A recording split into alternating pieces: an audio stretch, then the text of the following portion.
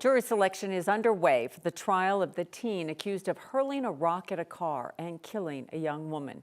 Joseph Koenig faces 19 separate counts, including first-degree murder.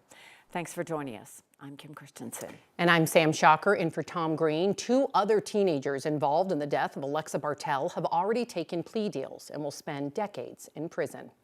Kevin Vaughn from 9 News Investigates joins us now. Kevin, what role do we expect those other two suspects to play in this trial? Well, Sam and Kim, both of them are scheduled to testify, and their sentences depend on them doing that and doing it truthfully. It was almost 2 years ago that a rock thrown from a passing vehicle ripped through the windshield of a car on Indiana Street, killing Alexa Bartell. Now the man accused of throwing that rock, Joseph Koenig, is set to face a jury. Whether he's convicted of first-degree murder or any of the other 18 counts he faces may depend on the testimony of two others who've already admitted guilt. They were there, and that's a very important facet in favor of the prosecution. 9 News legal analyst Scott Robinson says that makes the testimony of Nicholas Carroll Chick, who goes by Mitch, and Zachary Kwok vital. Vital, but not bulletproof. The defense is going to put to use as much as they can any difference in the testimony of the individuals from their original statements. When Carroll Chick pleaded guilty to second-degree murder, he said Koenig threw the rock that killed Alexa Bartell. According to court documents, that's not what he said when he first talked to police, that only Kwok collected and threw rocks at the vehicles. That's going to be something that the defense will try to use. Even so, Robinson says it may not matter. The concept of complicity holds that all those involved in a crime are, in effect, accessories before the fact. And accessories before the fact, or complicitors, are equally guilty, so it doesn't really matter who threw the rock that killed this innocent young woman. If the jury finds Koenig guilty of first-degree murder, he will spend the rest of his life in prison with no chance of parole. Opening statements could come as early as Monday.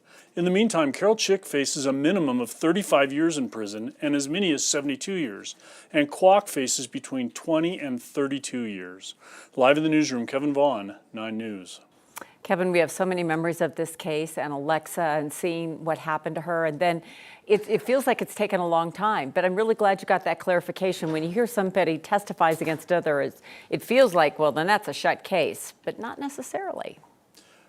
You know, they always say you never know what a jury is going to do. It does feel like it's been a long time. It's been 2 years. I know from talking to many families in the situation that passage of time is one of the very frustrating aspects of being victimized. Absolutely. Thanks, Kevin. We know you'll be following this. Let's take a live look outside now. We got near a record today with temperatures soaring near 80 degrees. That warm weather this time of the year is creating some fire danger too, so we're really being aware of that, especially coming this weekend. We want to get to our Corey Reppenhagen.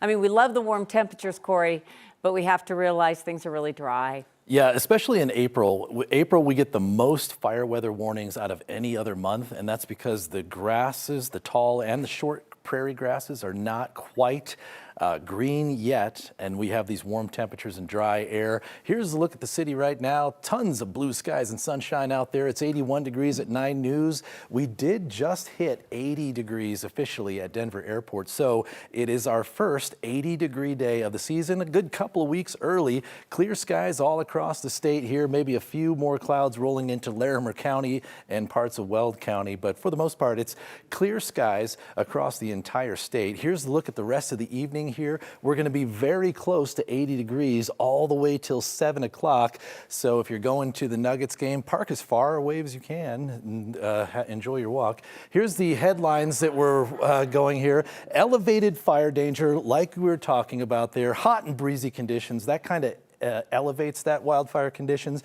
And then we'll have a big cool down on Sunday as a cold front comes in the morning. We could be a good 20 degrees cooler on Sunday, and I'll talk about the potential for a little bit of snow on Monday morning.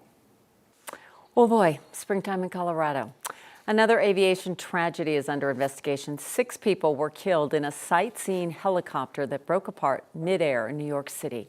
I want to warn you, this video is really hard to see. Several people captured video of that crash into the Hudson River yesterday. A family of 5 from Spain and the pilot all killed in the crash.